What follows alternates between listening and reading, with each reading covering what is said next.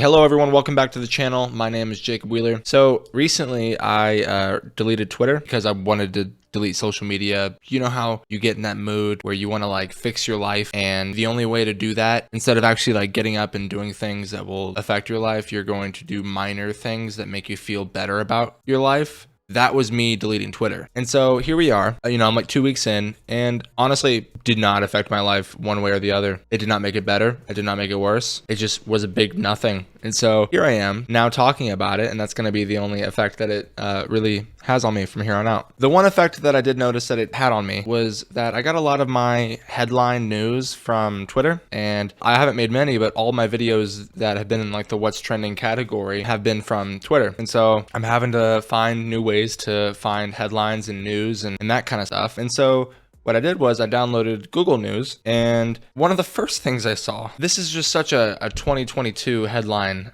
just to wrap it up for us right before the new year, is that from CBS New York, Congressman-elect George Santos admits lying about education, work experience, but still vows to be sworn in. He's from New York.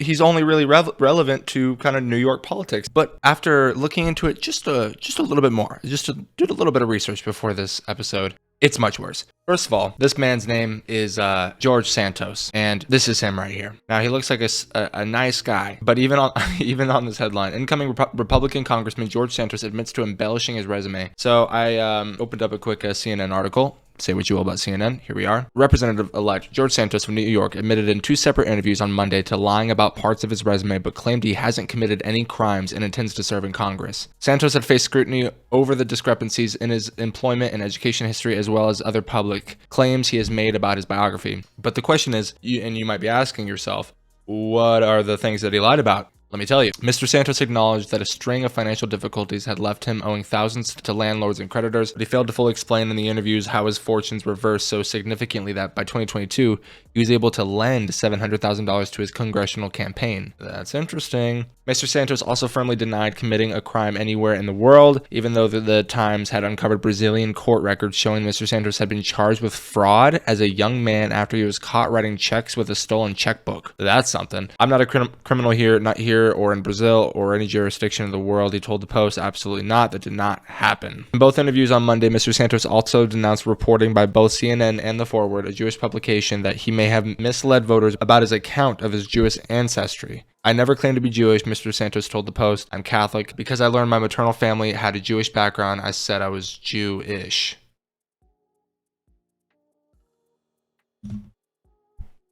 His name is George Santos. He's a New York Republican, and he's scheduled to be sworn into the House next Tuesday. But a county prosecutor is now examining how Santos, who had a history of financial troubles, paid for his campaign.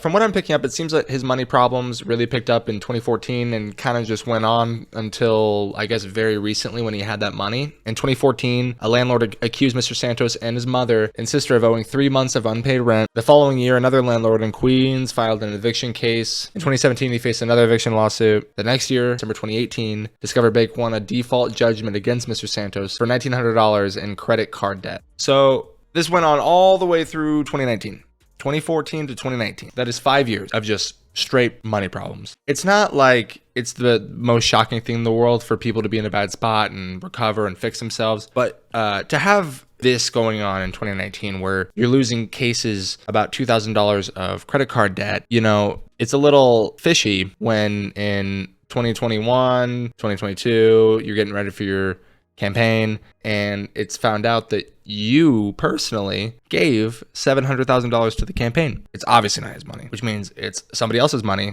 who has their money in his pockets. And so we're talking about a guy who is okay lying about all of these things about his past. It's a lot at once. It's disappointing because a lot of people were really pumped about him, and he made a real name for himself this last time. Now this stuff's coming out about him, and it's not looking good. It's not looking good for him, but he still intends to be sworn in. So yeah, this is just what I wanted to talk about today. I'll update in my next video if he ends up actually swearing into office, just because I want to follow the storyline just a little bit longer. A lot of people are pressuring him to resign and just call it like it is and just leave in disgrace, but really seems like he wants to be sworn in. So we'll see what happens there. Thank you all for watching this video. I will see you all in the new year. Happy New Year. Feel free to follow me on Instagram. Okay, you guys take it easy. Bye.